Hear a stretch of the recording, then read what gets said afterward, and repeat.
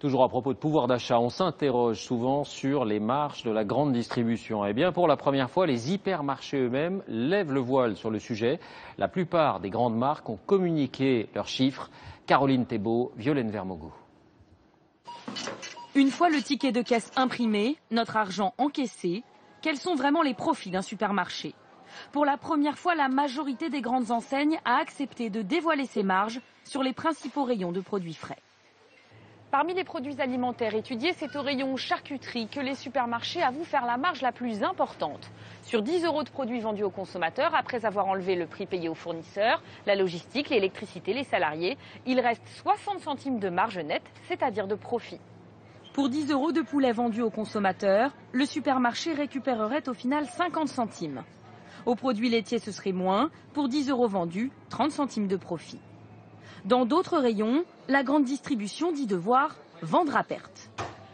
Au rayon boucherie, la majorité des supermarchés affirment perdre de l'argent. Selon eux, il faut du personnel spécifique, les charges sont donc plus importantes. Conséquence, pour 10 € vendus aux consommateurs, le supermarché perdrait à chaque fois 44 centimes. Perte également selon eux aux fruits et légumes. Pour 10 € de marchandises vendues, 7 centimes de perte. Mais au final, la grande distribution admet bien gagner de l'argent sur les produits frais.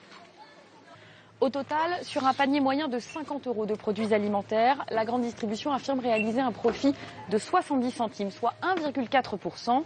Ce sont les chiffres publiés par la principale fédération de la grande distribution. Notre métier est un métier dans lequel nous perdons de l'argent sur certains produits, nous en gagnons sur d'autres. Et globalement, nous faisons des marges extrêmement faibles. Ça, c'est vraiment quelque chose de tout à fait nouveau qu'apporte cette étude. De faibles marges, mais du volume. Voilà la recette historique des supermarchés pour faire des bénéfices. Des bénéfices qui, selon Pierre Priolet, sont faits au détriment des producteurs. Nous avions rencontré cet arboriculteur il y a 1 an et demi, alors qu'il arrachait une partie de sa production.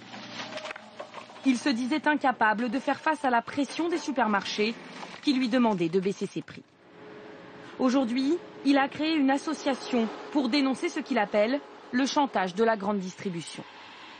Chantage, c'est par exemple, t'es trop cher, ton voisin vend 20 centimes de moins, même si c'est pas vrai, on n'a aucun moyen de le vérifier, et il faut faire ces prix-là. Le chantage, ça peut être, j'ai trop acheté samedi, j'ai pas vendu le week-end, donc je refuse les fruits le lundi. Et si tu dis quelque chose, je te déréférence. Pour cette association de consommateurs, cette étude sur les marges pourrait mettre en difficulté les agriculteurs lors des négociations avec la grande distribution. Cette transparence, elle peut contribuer à accroître la pression sur les producteurs en fait.